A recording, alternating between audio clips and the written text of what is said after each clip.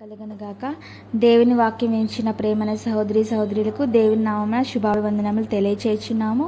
ఈరోజు వేకుమన్న మార్చి 11వ తారీఖుది క్షమించదగని దోషము.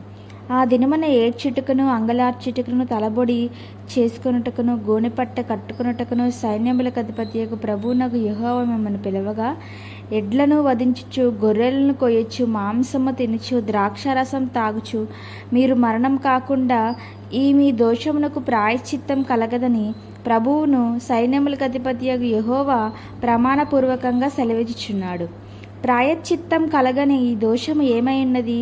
ప్రభు నీ మీద కనికరం చూపవలనని నువ్వు మారుమనసు పొందుటకును ఏడ్చుటకును ఉపవాసముండుటకును ఆయనకు మొర్రబెట్టుటకును నిన్ను పిలిచినప్పుడు నీవు విందు చేసుకొనుచు ఉత్సహించుచు ఆయన ఆలోచనకు విరోధంగా తిరుగుబాటు చేయుచున్నాడలా ఇటు తిరుగుబాటు ఆత్మను ఆయన దోషంగా ఎంచుచున్నాడు. పైగా ఆయన ఎన్నడనూ అట్టి తిరుగుబాటు ఆత్మను క్షమించలేకపోవచ్చును.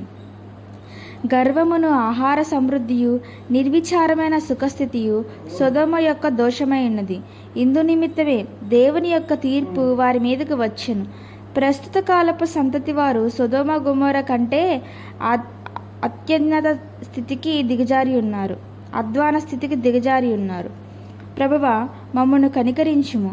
ప్రాయశ్చిత్తం కలగని ఈ దోషం మా మీద రానియకుము.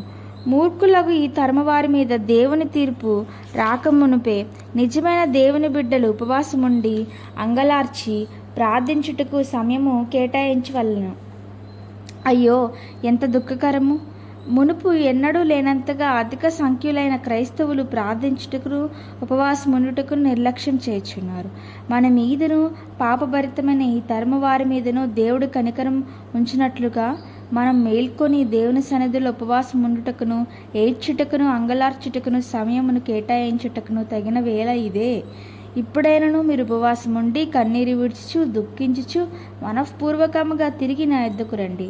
ఇదే యెహోవా వాక్కు. మీ దేవుడైన యెహోవా కర్ణవాత్సల్యము గలవాడను శాంతమూర్తియు అత్యంత కృపగలవాడనై ఉండి తాను చేయనుద్దేశించిన కీడును చేయక పశ్చాత్తాపపడును గనుక మీ వస్త్రములను కాక మీ హృదయములను చింపుకొని ఆయన తట్టు తిరుగుడి.